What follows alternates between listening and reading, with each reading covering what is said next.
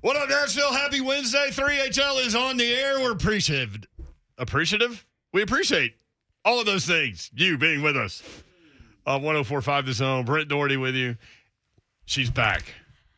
Hi. Look at you. What's up? Hi, boys. I missed all of you. Your mic is not working again. I don't think my mic is on either. Yeah, is my it mic on? Yeah. Oh, you can hear me loud and clear, right? Yes. I'm back, baby. Did you miss me? I missed you. Hey. What is it with his mic? I don't know. Come on, Slay. Come over here, I guess. Oh, look, you get to sit buddy next to Brent. So what happened was yesterday, Slay's mic worked all the way through the show, and then we hit the final break, and then it didn't work in the last segment. And so then you got it now? I got it. Okay. And then so there were text messages today about how the mic was being fixed and then was fixed, but now it's not fixed. So Slay is now mobile. I don't like you over there. God, I'm finally back, and now things are off, and I don't like it. By the way, people that were wondering, I had COVID. That is why I was not here. I mean, out of respect to you, I just never said it. I just every day was like, Dawn's off today. Yeah, no. I know. Somebody was like, oh, I need your vacation schedule. Phew, that was a hell of a not vacation. Well, since it kicked my butt. It kicked your butt? Like it's still kicking your butt? Still kicking my butt. This if is you're watching on Zone TV. If you're scoring at home, this was last Saturday. Yeah. So it's been a week and a half. Yeah. I'm on like day 11, and I still am zapped. I have zero energy. And it just pisses me off, too. You know, it just pisses me off. Oh, you've been some of your texts have been oh, man. I'm like fired up. Well, I ended up getting COVID. Then I don't know if I got the flu or something on top of it. So I basically like threw up for 24 hours straight. Yeah. And then I really had no energy. Huh. Well, yep. She's back with the fake vomit noise. Needless to say, I'm happy to be back. And then I didn't test negative for a while. So you can't come back until you test negative. And good Lord, what a mess. What an absolute Shiano show. People on the Zone TV feed are saying they cannot see Dawn. Oh, so trust me, you ain't missing much. So since you're going to full disclosure that thing, so the previous week when I missed 3 days, I had COVID also. But it's funny because like on a Tuesday, I tested negative. Wednesday, I tested negative. Thursday, I tested positive. Friday, I tested negative. Saturday, I tested negative. Sunday, I tested negative. So 5 out of 6 tests, I was negative. I basically experienced a cold. Yeah. And then you got mad at me as yours intensified because you're like, I can't even believe it. You had this thing for like 5 minutes. Seriously, and I am still battling it. Yeah.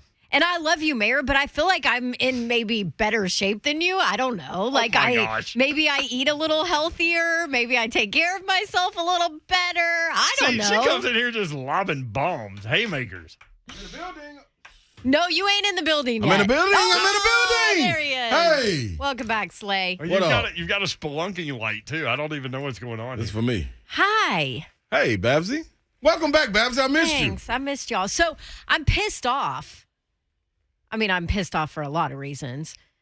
But I'm really pissed off because I missed, like, the fun week, like, leading up to the Titans, what was supposed to be a damn Super Bowl run. It was fun. And then I come back to have to talk about just a colossal vomit fest.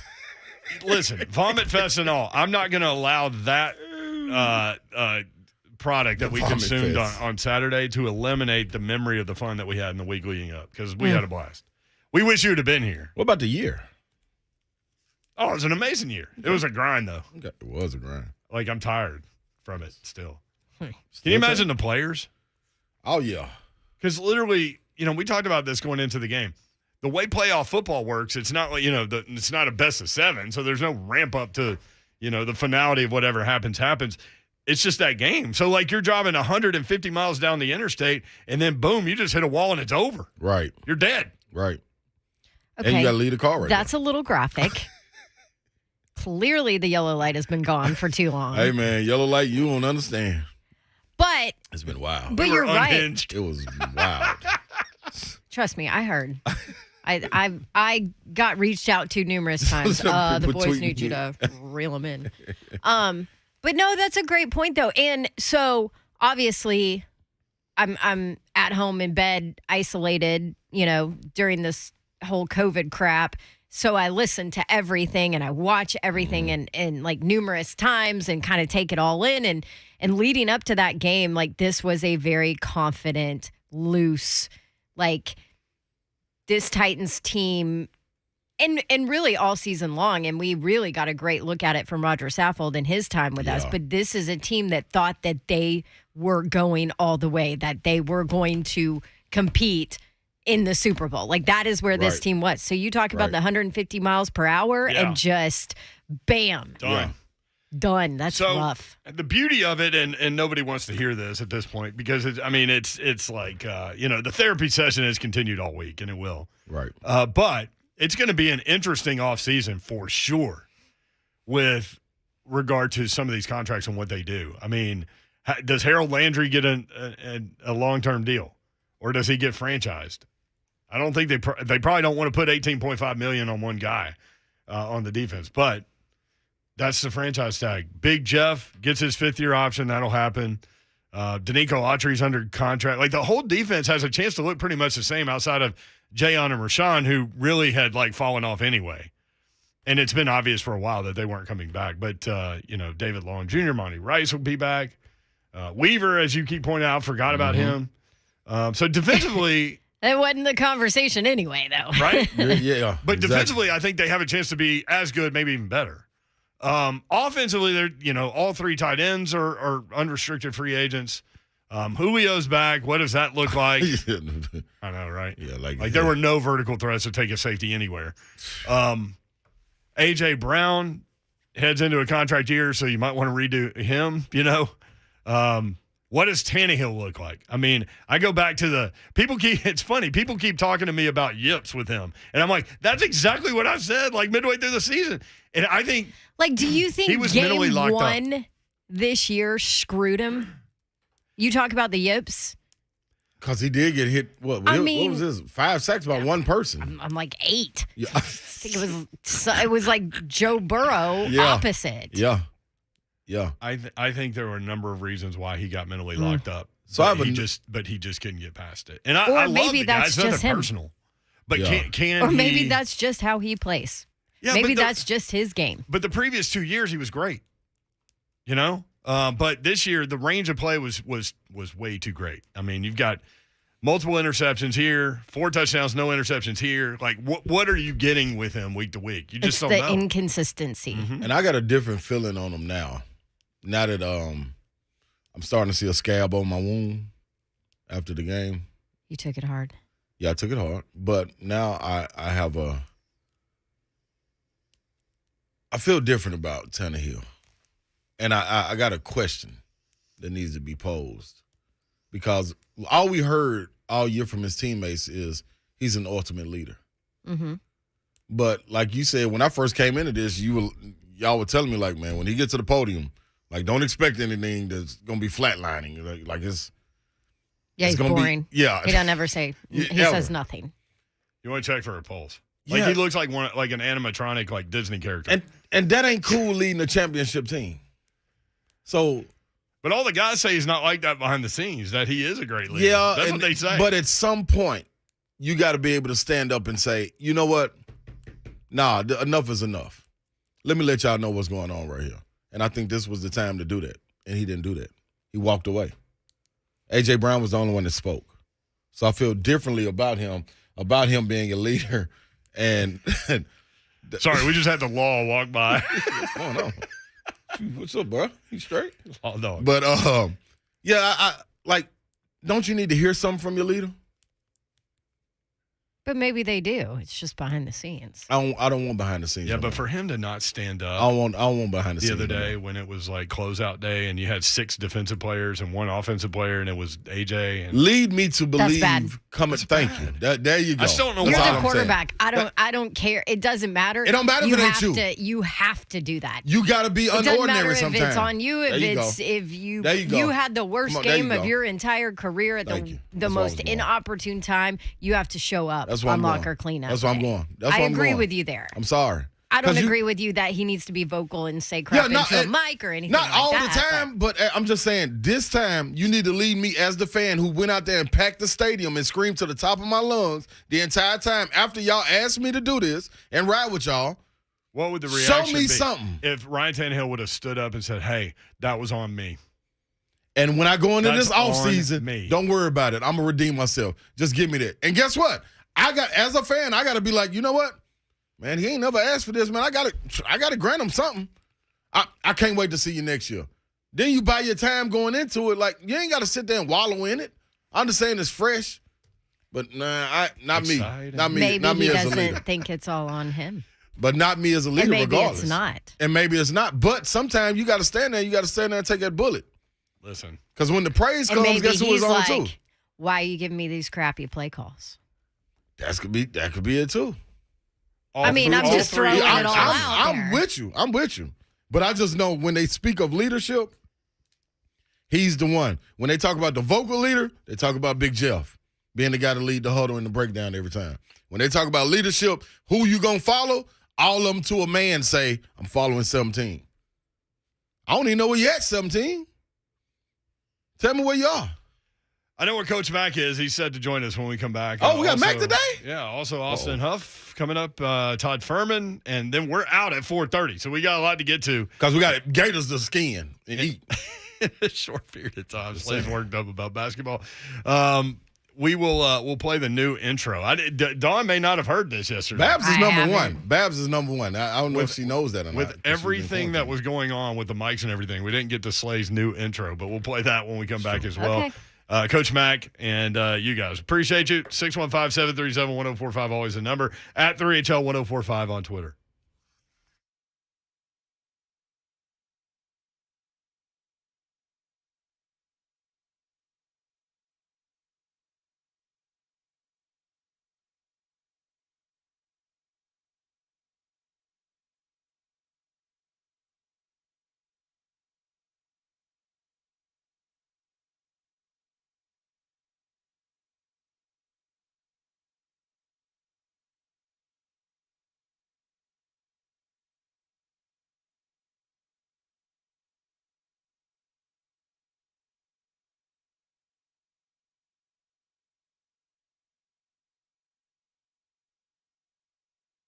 Experts, if you've got a flooring project you're thinking about, you will definitely want to talk with these guys. Locally owned and operated by the Allen family for more than 55 years. Zach, Jenna, and Judson Allen are in the store every day, and they will be right there involved with every bit of your project, including the installation. So you go to the big box store, they give you a 1-800 number, they put the installation on somebody else. You have no idea who they are. They have no idea who you are. But that's not the way to do it. You do it with these guys, they will be there every step of the way. Located in Donaldson, 2405 Lebanon Pike, 615-883-3289, BuddyAllenCarpet1.com.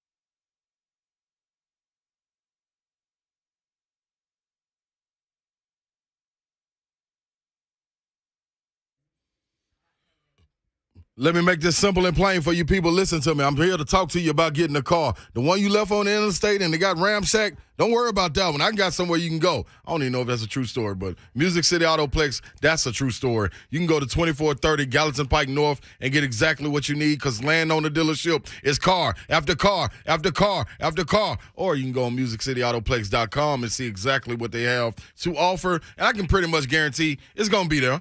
I can pretty much guarantee it's going to be there. Now, Kayla A satisfied customer said, Music City Autoplex did not disappoint when it came to finding our dream vehicle. More importantly, the customer service we received was hands down the best we've ever came across.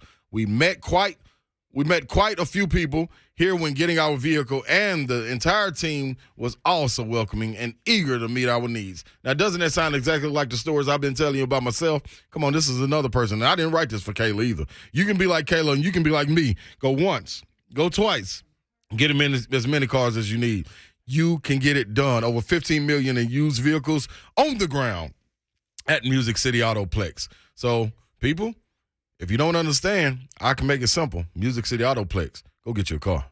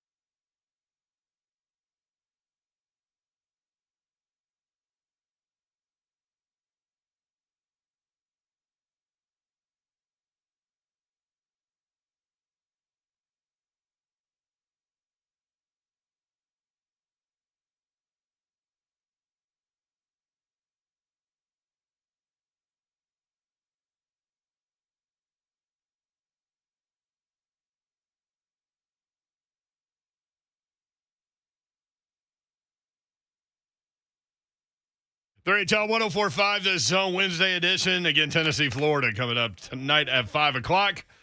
Vol Network coverage begins right here at 4:30 on 104.5 The Zone. Vol's a 9.5-point favorite. Tennessee has won 6 of the last 7 in the series, 12-2 in the last 14. They've won 5 in a row in Knoxville. Slay's a little worried about this one, though.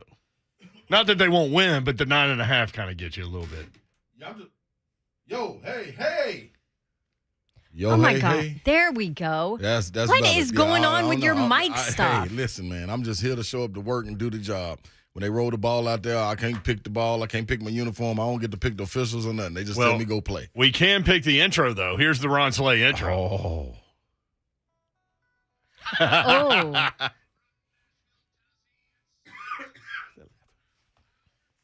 6'8". That's right.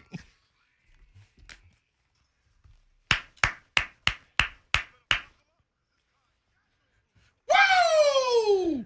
Let's go, baby. I mean, there it is. It's official. The intro said 6'8". I mean, what are you going to do?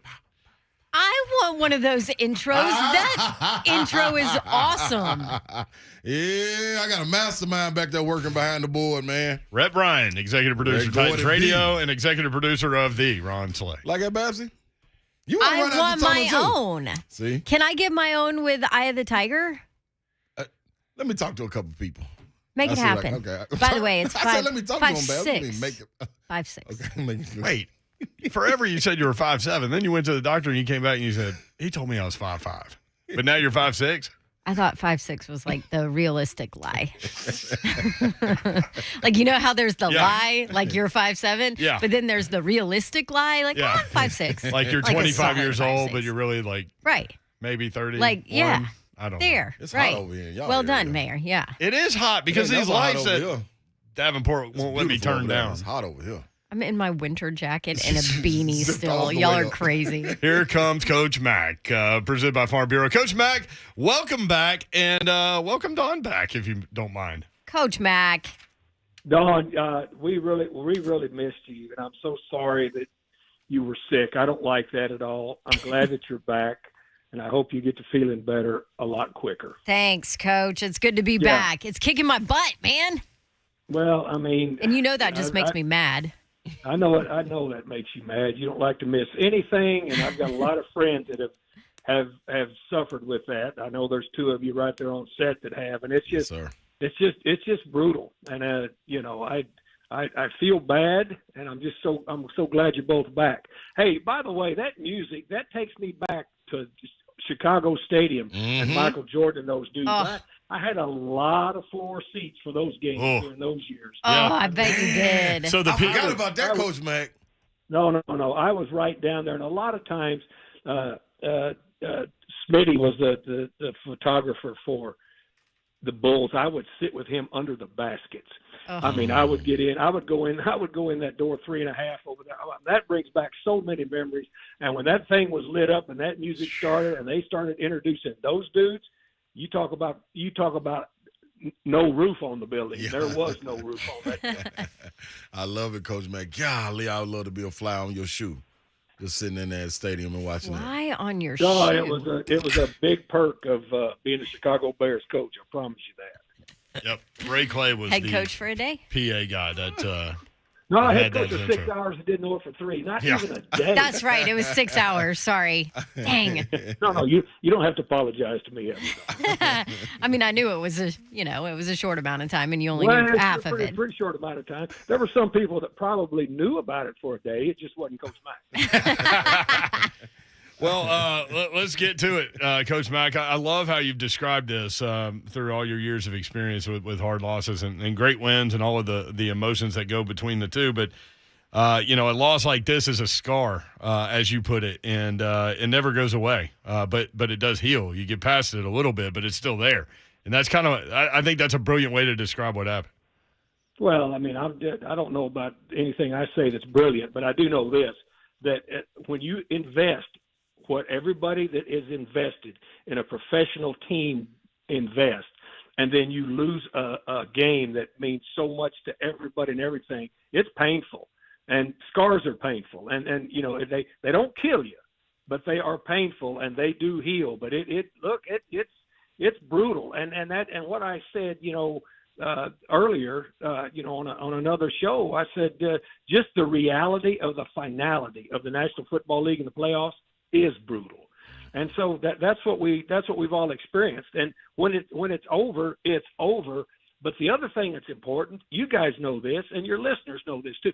The train that is the National Football League never stops moving down the track. That's so right. Whether you're still competing, that's where your focus is. When you're out of it and you're done, well, then you've got to still stay on that train moving, because there's a lot of important dates ahead. There's important things that have to happen.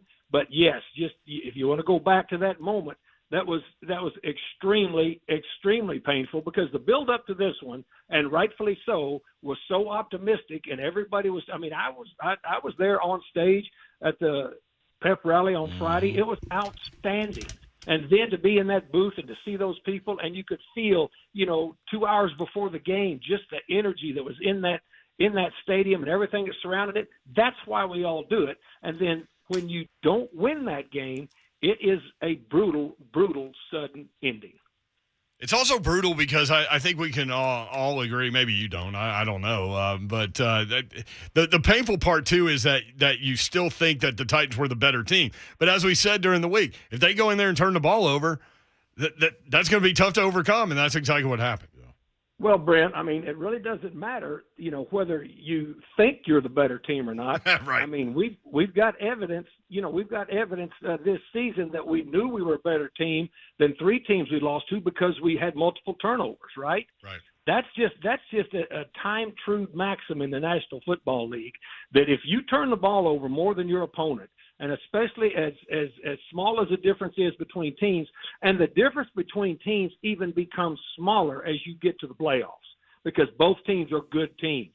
And so multiple turnovers against a not-so-good team will cost you a game that we experienced, and multiple turnovers cost you a playoff game.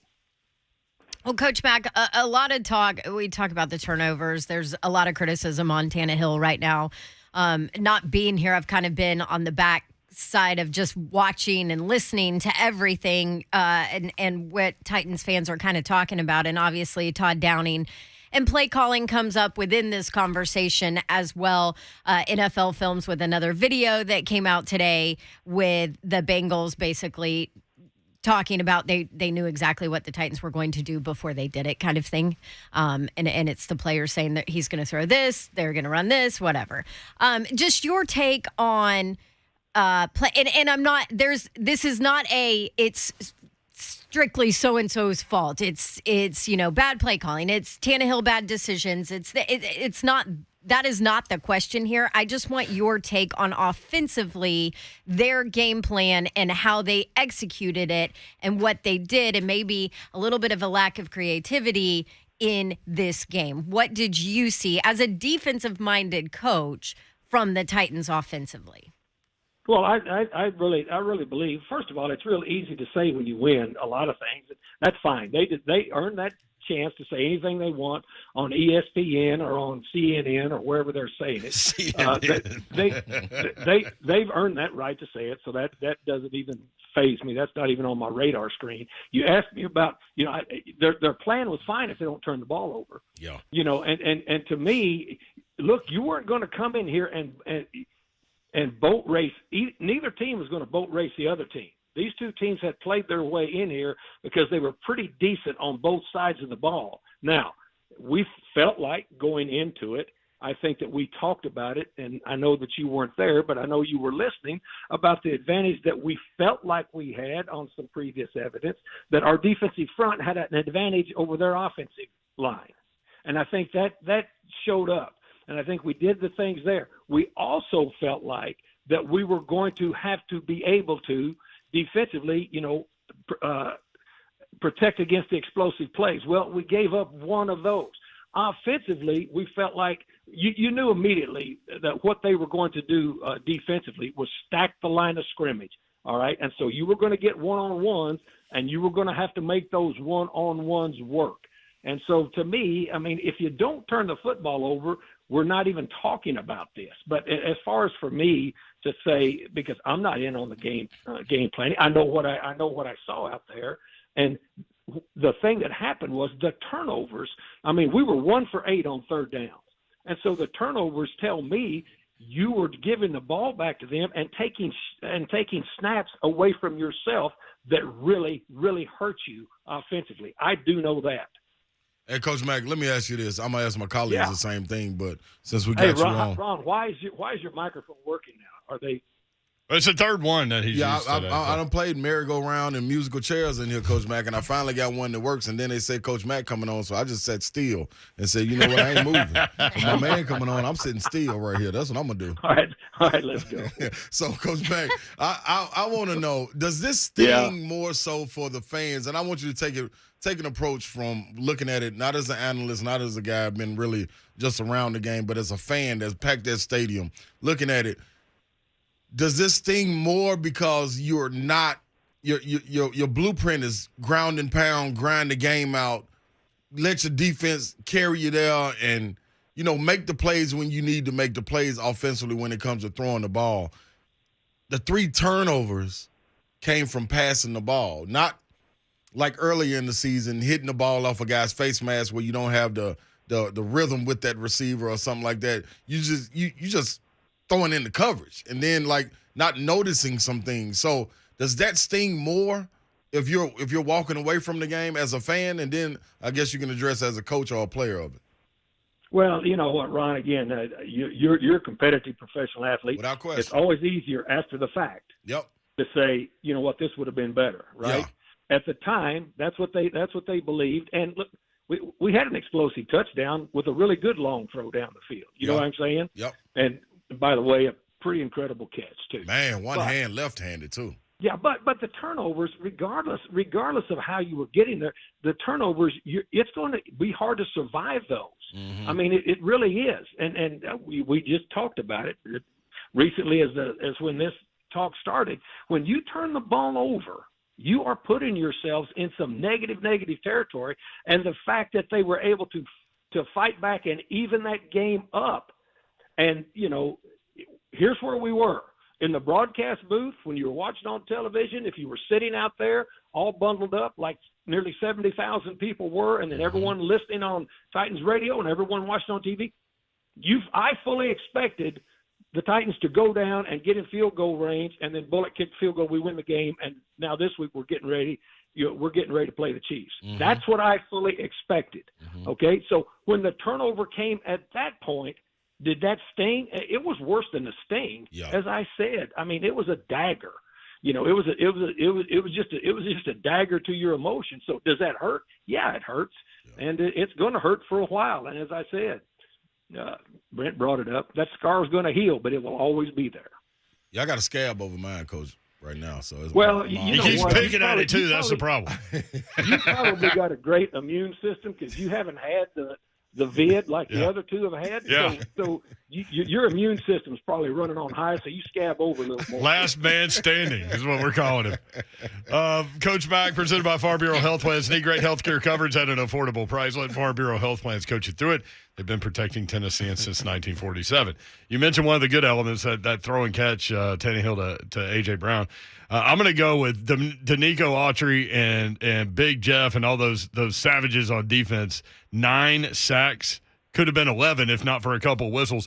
Unbelievably dominant performance by those guys. And that's something that I can't wait to see continue to develop into next season.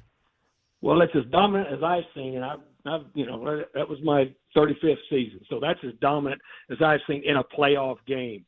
And here's what they continue to bring it the whole game.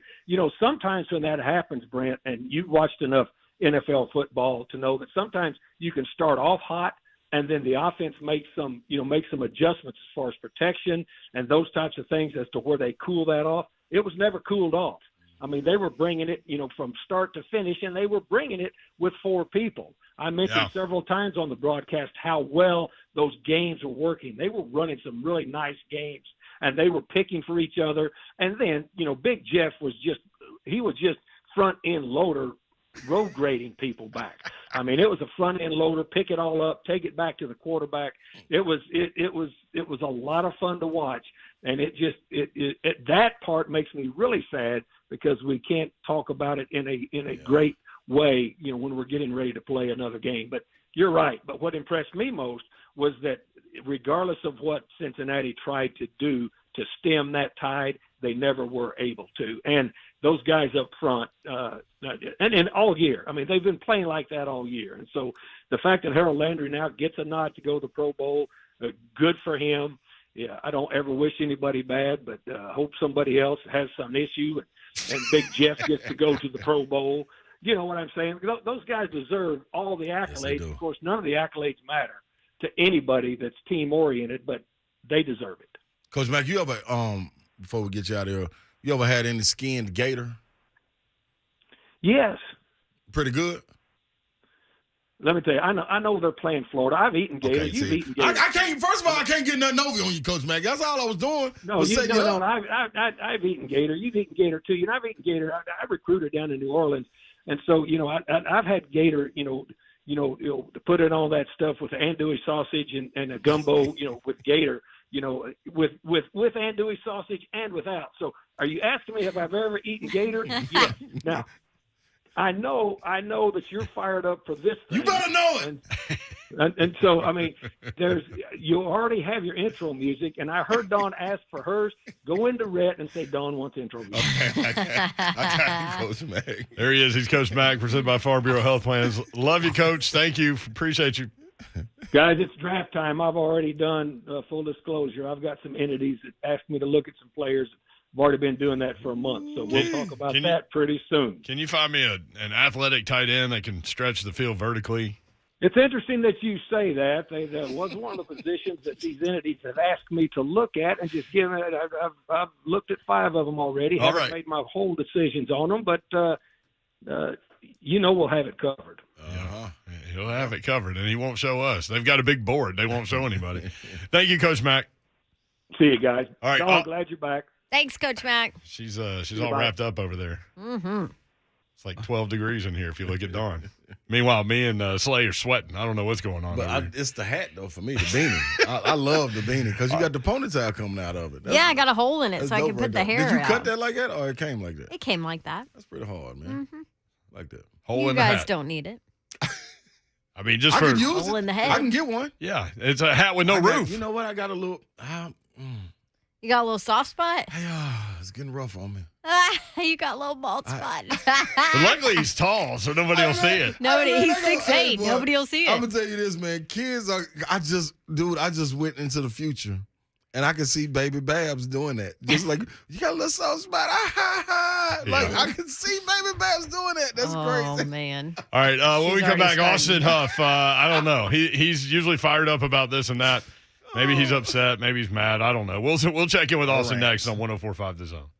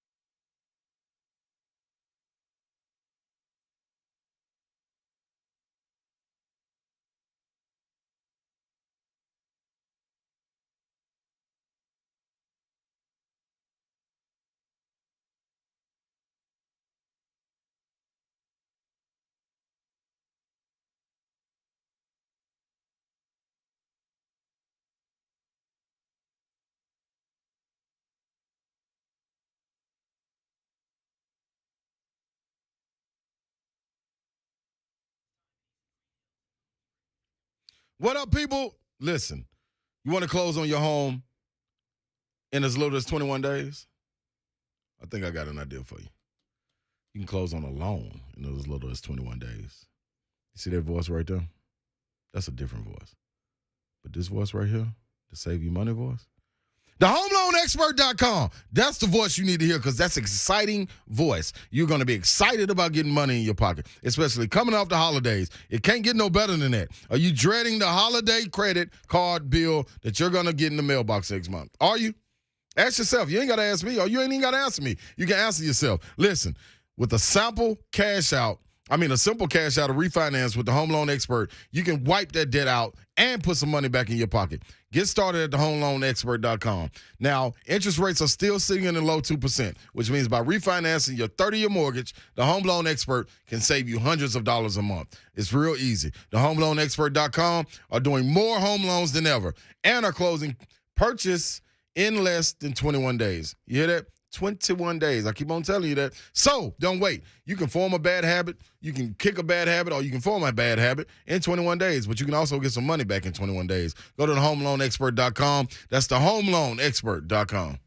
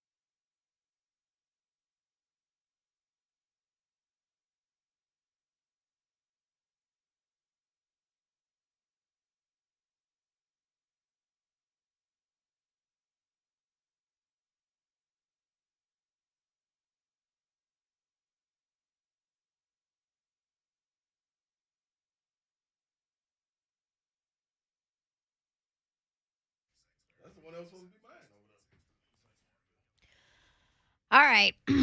So now that I've been at home for a while, I have noticed where, my home is cluttered and where I need Artisan Custom Closets to come in and help me out with making my home organized and decluttered and beautiful for the new year. Artisan Custom Closets can do all that. I will say this, my garage is in tip-top shape because I had Artisan come in last year around Christmas, and they gave me just an amazing show-stopping garage where everything had a place, customized garage storage. I have plenty of areas for bins. I have places to hang bikes and tools, and then cabinets to make my garage look beautiful. And Artisan Custom Closets did all of it, and they did it within my budget. Customer service, their highest goal. Lisa Carlquist is the owner for Artisan, and they're locally owned and manufactured in the USA. Everything manufactured right out of Marietta, Georgia, local here in Nashville, Tennessee. Danielle, your design consultant, will come out and personalize your space. She'll fit your needs, from your first free at-home consultation to those 3D plans. And trust me, they'll stay within your budget, because that's exactly what they did for me. And I get so many compliments on my garage. Now, they can help you with garages. Artisan Custom Closets does pantries, home offices, closets, of course, beautiful closets, laundry rooms, mud rooms, and much more. And if you tell them Dawn sent you right now, just through the month of January, so time's running out here, 15% off. And that's it. This is your last chance to get 15% off from artisancustomclosets.com. Their phone number is 615-800-2199. That's 800-2199. Tell them Dawn sent you for 15% off.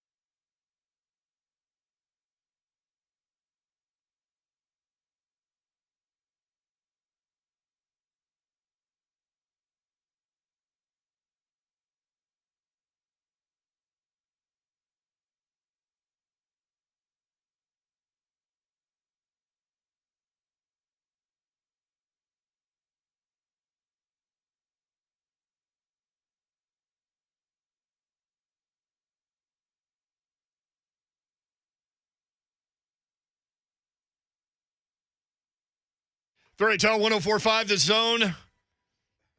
We're all settled. Ron Slay has a microphone. What up, y'all? He's got a lot of people watching over him, too. It's almost like Chubbs and Happy Gilmore with me, Dawn, and Ramon back there. Y'all got my back, man. And Eric Berry's jersey, Army-Navy game. Put a picture up on 3HL. Follow on Twitter at 3HL1045. Austin Huff joins us with his corked batch rant. And, man, he went in last week, had more of a positive feel to it than I'm sure today's will. Austin, you okay? Yeah, I do want to give props, though. Nissan Coliseum, absolutely rocking on Saturday. Like I know the game didn't go like any of us wanted or hoped for, but Nissan Stadium, like that's the atmosphere. I came in and I made a plea to turn the Coliseum back to what it was. And it felt like that, at least watching on TV all the way here in Chicago. Like well done to all 69,420 of you that were at that game. That was incredible. It was pretty awesome. Are you doing okay though? Like, have you lost sleep? Are you emotional? What are you experiencing? Oh, no, not at all. I am probably the most depressed I've ever been in my entire life. And that's just putting it lightly. Look, we all know that there's 7 stages of grief, right? You know, you got shock and disbelief, denial, guilt, anger and bargaining, depression, reconstruction and acceptance. Well, apparently there's an 8th stage, and Titans fans flung themselves straight to it. And that is arguing about who the Titans need to get rid of more, Ryan Tannehill or Todd Downing. Mm-hmm. That's where we are, Austin. I want to weigh in on this real quick, all right? Without any misspelled responses full of poor grammar like I've been getting every day on Twitter, okay? Look, I'm no Ryan Tannehill stan or anything. But by watching this franchise for over 20 years, I know one thing is true. The Tennessee Titans are better with Tannehill than they are without him, okay? He's produced nothing less than arguably the best career of any Titans quarterback ever. At worst, second best, okay? He's 30-13 since taking over as Titans starter. Let me repeat. 30-13 as a starter. He has a 102 quarterback rating since taking over as starter. But the naysayers will argue, oh, the regular season means nothing. All that matters is what you do in the playoffs. They'll say, what about his last 2 playoff games? Look, Saturday, he was awful. Sure, okay? Aaron Rodgers was too. Good quarterbacks sometimes have bad days at the office. All right, but you could even argue he wasn't even that bad in last year's playoffs, okay? 18 of 26 for 165 and a touchdown, and then a pick on the final drive where, let me check my notes, Khalif Raymond slipped. I mean, why was the ball being forced to Khalif? Because Corey Davis was hurt. But if you want to pin that entire game on Tannehill, fine. But no one was pinning that entire game on Tannehill prior to Saturday. Again, was he good on Saturday? Not at all. In fact, he was awful. But if we're going to get on people for not showing up in the playoffs, truly not showing up, then I really hate to do this. You guys know firsthand how much I really hate to do this. No, you're not. Where has King Henry been in the playoffs? Oh my gosh, who are you? I'm sorry. You know how much this hurts me. But and it's not just the last 2 playoff games like Tannehill. You could go back to the last 3 playoff games for Derek. All right. I love Derek. I love him more than it goes my wife, my child, and Derek Henry in the order of people I love. It does. In his last 3 playoff games, though, Derek has 57 carries for 171 yards. Okay. That equates to 3 yards per carry and 57 yards per game. Again, this pains me terribly to point out, but all I'm saying is there seems to be a double standard here. Why isn't anyone asking for Derek to be shown the door? Why? Because of his regular season? I thought the regular season didn't mean anything. Why do the playoffs only matter for the quarterback? All right, let's just keep things in perspective here. Prior to the season, Ryan Tannehill had more pass touchdowns than Patrick Mahomes. He had more touchdowns responsible for than Lamar Jackson. And he had a higher passer rating than Aaron Rodgers. Okay, this guy coming into this season, 2nd in passer rating, 1st in yards per pass attempt, 2nd in touchdown per pass attempt percentage among all NFL quarterbacks. Those are elite numbers. And not Joe Flacco elite numbers. I'm talking actual elite, okay? He had more game-winning drives than any quarterback in football. He had 7 fourth-quarter comebacks. Again, more than any quarterback in football. He won Comeback Player of the Year 2 years ago. And now he has one season that really wasn't terrible. It just wasn't as elite as he had been. A season in which he was paired with a brand new offensive coordinator and he was quarterbacking a glorified scout team. Keep in mind, this man had this team held together while everyone around him was dropping like they were in the Squid Game. This dude managed to quarterback this team, the most injured team in NFL history, without Derrick Henry, to a number 1 seed. And because he went out and crapped the bed in a game that they still almost won despite of that, now we're ready to show him the door? Okay, all right, fine. But I've always been a firm believer of saying if you're going to be critical, provide a solution. If you want Tannehill gone, tell me who do you want to replace him? What, you want to draft one in arguably the worst quarterback draft class since Jake Locker's and Blaine Gabbert's class? No. What, you want to sign Russell Wilson with what cap space? You want them to trade for Aaron Rodgers in free agency? Yeah, like Aaron, there's just no shot. All right. To me, this entire situation points to one thing: coaching. And I'm just going to say it. Todd Downing ain't it. All right. If you look at his one season as Raiders offensive coordinator, that franchise dropped in every major offensive statistic. 6th to 17th overall, 7th to 23rd in points, and 6th to 25th in rushing yards. And Derek Carr put up this second worst season of his career. All right. Let's look at this year when he was the offensive coordinator for the Titans. The Titans dropped from 2nd to 17th overall in yards, 4th to 15th in points per game. The Titans scored a touchdown less per game this year, and Tannehill put up his worst season as a Titan. Now, Todd Downing is far from the heir of FedEx who preceded him. You know how I know? Because he didn't deliver. When it comes to play callers, I'd rather have Todd from Wedding Crashers than Todd Downing. All right. At least his play calls would be sexual and violent. Oh my God. I'd be okay with him, posting up on the sideline with his easel and canvas, just painting the whole time. Look, I'm not saying the Titans need to fire him. Okay. That's your favorite movie. Slay like that. He was all out on this entire take until Wedding Crashers analogy. That pulled me back in. Hot chicken in football. That's what Nashville does. All right. Yep. Look, I'm not saying the Titans need to fire him. Okay. In fact, I hate it when people call for other people's jobs because frankly, I wouldn't want anyone calling for my job because there's been many days where, let's be honest, they could and probably should. They might be in the chat right now. Look, that's fine. I'm sure they are in the chat. They love me in the chat. Look, if I borrowed my dad's convertible, all right, and brought it back with a bunch of scratches, a couple of dents in the bumper, and like Todd couldn't finish drives, he wouldn't kick me out of the family. He would just ask for the keys back, which is what I think the Titans should do. Again, don't be critical without offering a solution. Ask for the keys from Todd. Bring in a guy like, I don't know, Tim Kelly, who's just let go in Houston. If he can turn Davis Mills into the best rookie quarterback in the NFL this year, imagine what he could do with Tannehill. Titans fans, take solace in this fact. Last year, the defense was one of the worst in football. They made some coaching changes, a few personnel tweaks. They brought in someone from the outside like Jim Schwartz. And now this defense beasted this year, straight up tickling every quarterback they faced.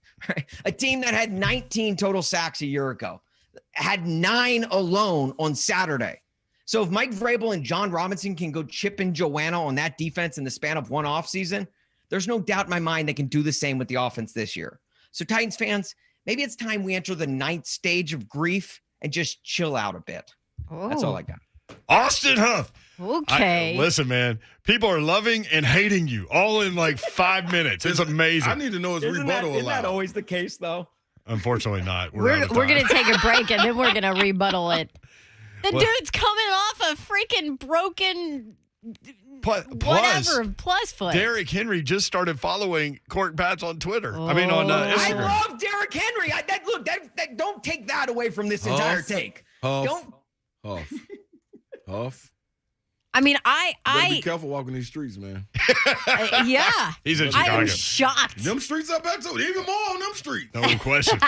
No question. You can catch a stray one up there. What up, man, Banks? All right. It's amazing, Job, like Huff. how many people like No, not totally good job, agree. Huff. No, not good job, Huff. Yeah, good job for No. riling everybody up. No, That is a good job. I mean, can I just say this? The numbers don't lie. And Break! Break! What is That was just for you, Slade. I loved it.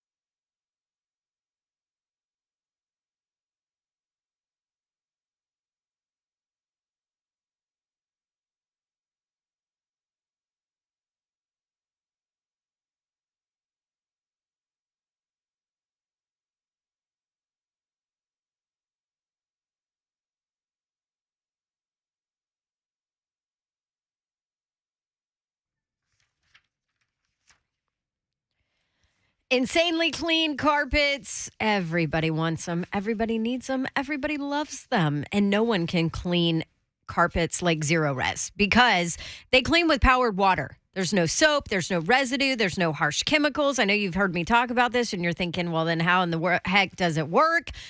Trust me, it does. The technology that they use, they alter the pH of water, and that means that your surfaces are clean without those harsh chemicals, and that means that your carpet stays cleaner longer, and that also means that your surfaces dry twice as fast, and the most important, it means it's safe for your family, for your pets, for your little ones to roll around on your carpet, which is important to me since I have 4 dogs and a 19-month-old. Zero Res is who I would go with. It's who I do go with. And you can have a freshly cleaned home and insanely clean carpets from Zero Res. Right now, tell them Dawn sent you. A January promotion going on. Some restrictions apply, but they do have 3 rooms of carpet cleaned and a free hallway for $109. That's it. 3 rooms of carpet cleaned, free hallway, $109. Also, 15% off of air duct cleaning. Call them at 615-535-9376. That's 535-9376. ZeroResNashville.com. That's Zero Res. Spell it backwards or forwards. It's the right way to clean. Don't forget to ask about their air duct cleaning.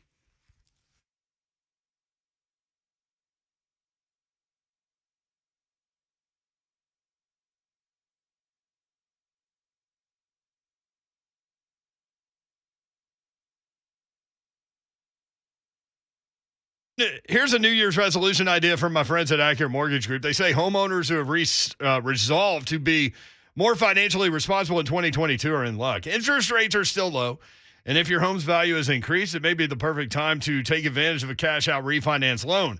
With that cash, you could pay off higher interest debts like credit cards, maybe auto or student loans, or you could remodel and potentially increase the value of your home or even more. Not only do low rates mean more savings when refinancing, but they also mean a bigger budget when you're shopping for a new home. Many of our listeners have trusted Accurate with their loans, but here's what one client had to say about working with them. Our experience with Accurate Mortgage was truly amazing. Savannah and the whole staff was friendly and professional. That's one example. Get yours. Find out if a cash-out refinance is right for you. Visit Accurate today at AccurateMTG.com. Accurate Mortgage Group, a division of Acopia LLC, is an equal housing lender. NMLS number 4664.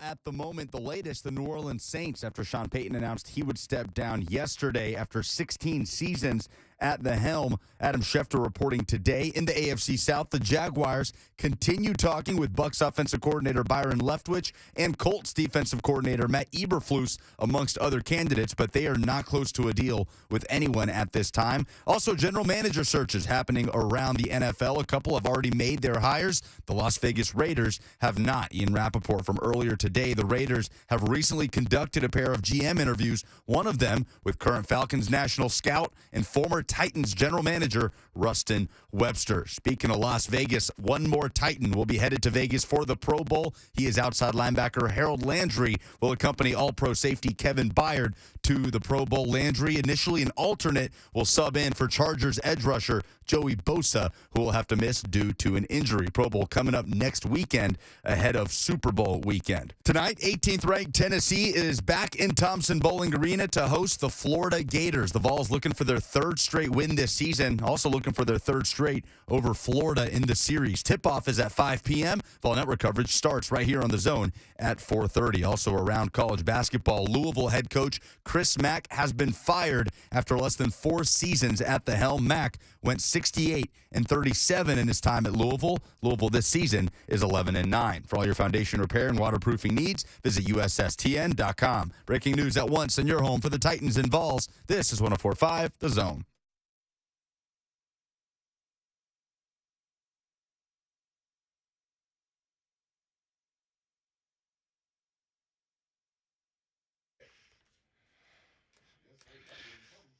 John 104.5 The Zone. Man, Austin Huff getting a lot of y'all going positively and negatively. That's pretty hard to do. To get you to like hate or love him in 5 minutes. So well done, Austin. A lot of y'all want to fire Austin Huff, which is really hard to do because he works for free. But he came hard, that's for sure.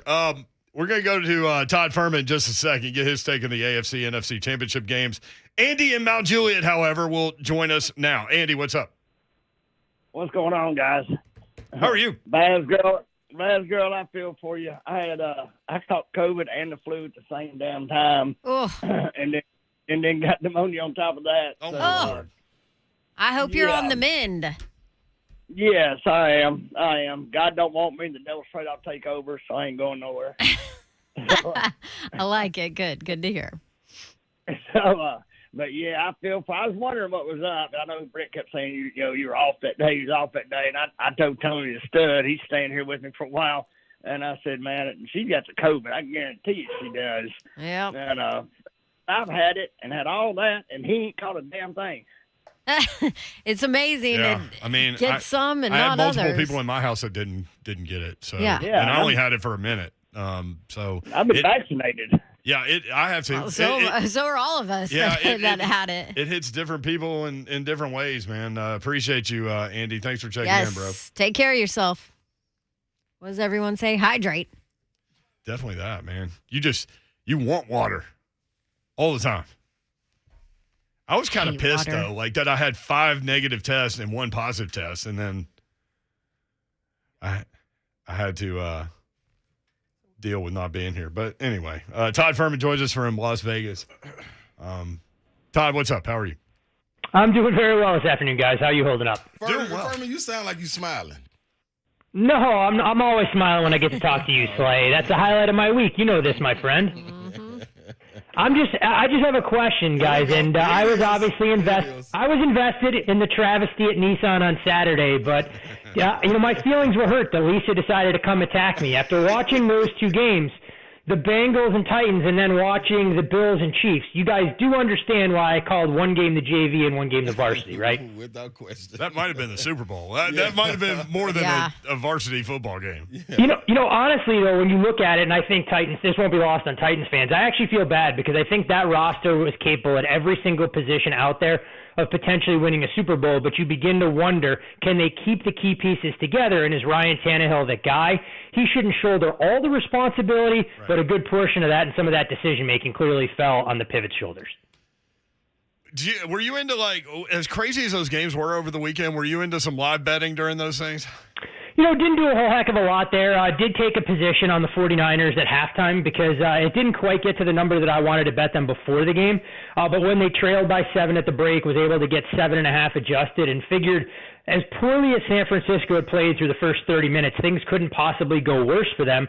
And when you look at some of the momentum plays that came through, including the blocked field goal after the busted coverage to Aaron Jones, and Green Bay only really moving the ball consistently on their opening drive, that was probably the biggest position in-game I took, a.k.a. halftime, whatever you want to call it. It's funny looking at the odds to win during the last 2 minutes of the Bills-Chiefs game. Like, it flipped so greatly, it looked almost like a cardiac patient, right? Like, I mean, it was crazy. Yeah, beyond insane. And, I saw some books offering prices as high as 35-1 when Kansas City got the football back with 13 seconds to go.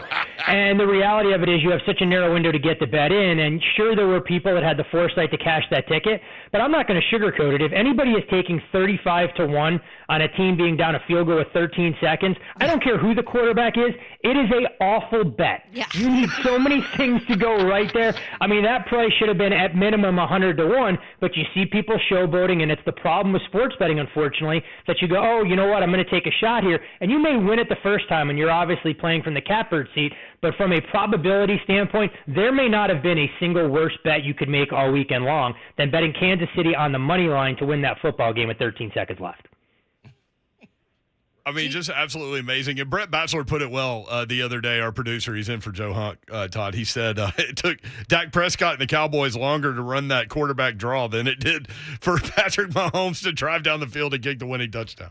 Oh, I mean, it's borderline insanity. The things that you needed to go right if you were the Kansas City Chiefs there, and a credit to Mahomes, we've obviously seen the clip of Travis Kelce recognizing the defense, saying he was going to be open in the slot, and all the little things that they did to give Harrison Butker even a chance to hit that 49-yard field goal and force overtime is what probably 25 to 28 NFL franchises aren't capable of doing. It's having the awareness, it's knowing the time and the situation, and all the pieces pulling in the same direction to even give you a snowball's chance in hell to pull off that comeback. At Todd Fuhrman on Twitter. You can catch him there. Bet the Board podcast. You need to definitely subscribe.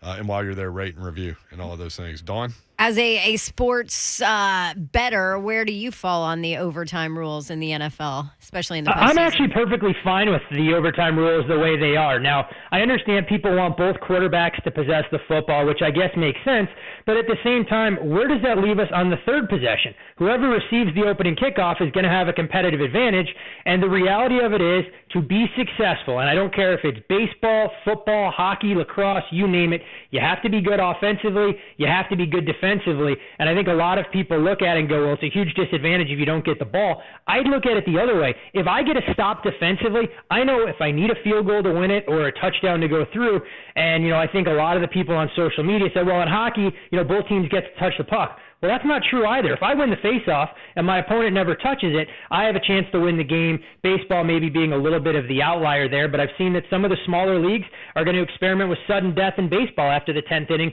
where the home team will get a chance to go on offense or defense depending on how they feel they should be in the 11th and beyond. I just think the other thing that factors in that nobody wants to try and address, and why college obviously had to make adjustments, is you're talking about putting a team at a huge disadvantage. If you play an additional 15 minutes and the game is still tied, then we play another quarter, it's not the same dynamic as NHL overtime where it's a best-of-7 series where both teams in a subsequent game will be behind the 8 ball. Because I can tell you, if Kansas City had to go a full 30 minutes, should they have traded scores, there's no chance that they would be healthy enough to compete this coming week in the AFC Championship. Well, speaking of the AFC Championship, Todd Fuhrman, our guy in Vegas, at Todd Fuhrman on Twitter. What do you think about that? Kansas City 7 last time I looked against the Bengals. Mm-hmm. Yeah, pretty much painted everywhere you look. I think it's actually the perfect number. We did see some books open 6.5. Folks look to lay it right on the open. Yeah. And I think at 7.5, you're going to get a slight appetite for the underdog. The one thing for the Bengals, and this will sound somewhat counterintuitive, that works against them here is Kansas City isn't going to get caught in a letdown. And I know a lot of people go, well, there's no way possible a team could let down in the AFC Championship. I don't necessarily buy that, but Kansas City, having lost earlier this year to the Bengals, they know what they're getting themselves in for. They understand how the penalties went against them, and that the fact that they blew an 18-point lead I look at Cincinnati through the first 2 playoff games, and I'm not going to discount anything they've done because watching Joe Burrow has been absolutely incredible given how little help he's getting from his offensive line. But Zach Taylor's going to have to be a lot more aggressive. I mean, if they're going to continue to settle for 4 field goals a game and Kansas City's putting touchdowns on the board, this thing will snowball quickly. I'm not advocating for either side here, but I think if you have access to a team total market, I think Kansas City is going to play on their front foot, and I look at Cincinnati defensively and have major questions about their secondary. So I'd be looking at Chiefs team total over 30.5 or over 31. What do you think about a team in the NFC Championship game that did not score an offensive touchdown going on the road, although it might turn out to be a home game for the 49ers, actually a 3.5-point underdog? What do you think? Yeah, I do think it's going to feel like a home game for San Francisco. When you look at some of the ticket restrictions they were trying to put in place in L.A., and then people quickly realize that this isn't going to stop the sea of red. I really anticipate that if the Rams are going to be smart, they should be working with a silent count because I think you're going to see a 65, maybe 70% fan base that'll be San Francisco, similar to Week 18. And it's amazing when you think about the Rams that had a chance to eliminate the 49ers with a 17-point lead Week 18. And here we are again when Sean McVay stares across the sidelines at his kryptonite that's been Kyle Shanahan. And there were some excellent articles, and I wish I remembered the authors because I like to give people credit. I would put that together. So much of what the Rams have done is building a defense capable of stopping teams like the Chiefs. Well, that's not the same dynamic when you're looking to try and slow down a team like the 49ers, who's a little bit of a throwback that leans on a power ground game. So where the Rams are most efficient, especially with injuries now, they're not great at linebacker. They're a little bit banged up at the safety position, and that's where San Francisco wants to try and attack in the middle of the field. It's not coincidence that when you look at this Rams defense, there's only two games this year where their opponents have averaged more than 9 yards per pass attempt. Both of those games came against the 49ers, and that's with people obviously not being fans of Jimmy Garoppolo and what he means to an aerial attack. Yeah, and they struggled against the Titans, obviously, against that retro ground game. Yeah, I mean, and the other thing's crazy, too, when you look at the 49ers, going back to that Titans game, they have yet to string together 2 good halves of football. They were great in the first half against the Titans. They were dreadful in the second. They were dreadful in the first half against the Texans. They were great in the second. Awful in the first half against the Rams, and it goes on and on. So I think it's a scary thought process. If this 49ers team feels like they're playing with a bit of house money, they're a little bit healthier now, that if they can put together a full 60 minutes, you begin to wonder when the Rams tighten up, similar to what we saw in the fourth quarter when they were nursing such a large lead against the Bucs. Well, Todd, my guys are getting down this weekend. And tonight, my bad. I was talking about the Preds and the Vols at the same time. But let's hit the Vols first. Tonight, man, got the Gators. You think they cover? You know, it's an interesting game, and I think when you look at the way Florida has played this year, they've been tough to try and figure out, a little bit disappointing in that regard. So when I go through a Tennessee game, and this, of course, won't be a shock to anybody, I think the under makes a lot of sense. I mean, both of these teams have capabilities of turning it into a half-court affair. It's always a little bit scary laying double digits where the number has climbed now for the Vols and a price that opened 8.5. But I think under makes some sense. And in college basketball, I typically like to split my bets between first half and full game so you don't fall victim to the fall fest. Nothing I'm extremely bullish on, but I'd feel more comfortable making a case for the total than I would a side in the game that'll tip off just a few minutes from now. I'm thinking Slay should have waited until after he talked with you. Is that true, Slay? Slay, you already bet the over in the game? No, I actually, Todd, I bet that they will win by 10. So, you know what? I mean, if Tennessee clamps down defensively, they're more than capable of completely suffocating this Florida offense. My biggest fear, as you guys know all too well, what are we going to get from the offensive end for Tennessee? And for a team that hasn't broken 70 in each of their last 2 games against Vandy and LSU, it always is a little bit of a delicate balance asking a team to cover that kind of number, knowing that they're probably not going to get easy buckets and they don't play at an extremely quick pace or tempo. Todd, you all right with me, man. I've been sneaking and making bets on the Preds, man, and they've been handling business for me. They got Edmonton coming up. What you looking at? Teams playing extremely well, and I think, when you look back at how hot the Colorado Avalanche have been, the only 2 losses the Avs have suffered lately have been at the hands of the Preds at Bridgestone. So circle your calendars now, and while I think it'd be scary, Nashville is the one team in the Western Conference that I don't think Colorado wants to see because of their depth, because of their physicality, and the ability of UC Saros to be able to steal games. But that's 40-plus games down the road. I think tomorrow night's game is going to be fascinating. It's not one at a pick'em that I see a strong case to be made for either side. When you look at Edmonton, they've been a little bit snake-bit around the net. I don't think the 3 goals they scored last night against Vancouver were indicative of how dominant they were. They had the highest amount of shots coming from the slot of any team in the NHL this year. and they're playing with a little bit more sense of purpose.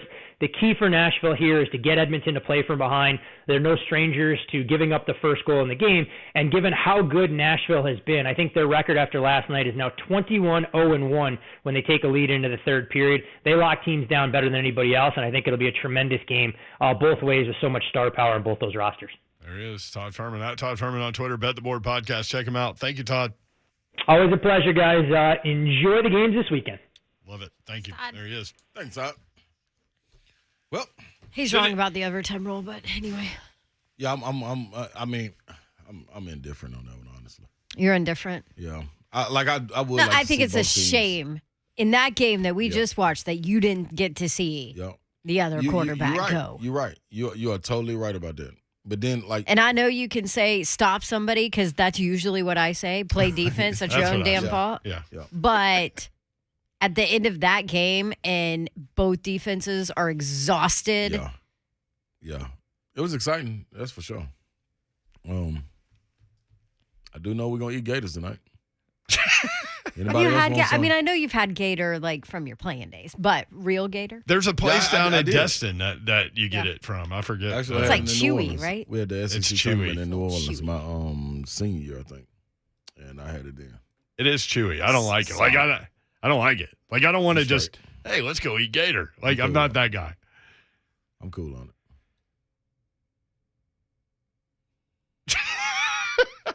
What about Todd's knowledge of Edmonton? I mean, Yeah, shots that from the was so deep. slot. We Right. didn't tell him we were asking him about that. No, we didn't. He knows I bet everything, on it. man. Derek He's says, on it. Dawn is back, and I'm super late, but we got it. We got it. Babsy, welcome back. Missed y'all. You've still got a little healing to do, I think. I have a lot of healing to do. Todd Healy. I'm about to go home and go to bed.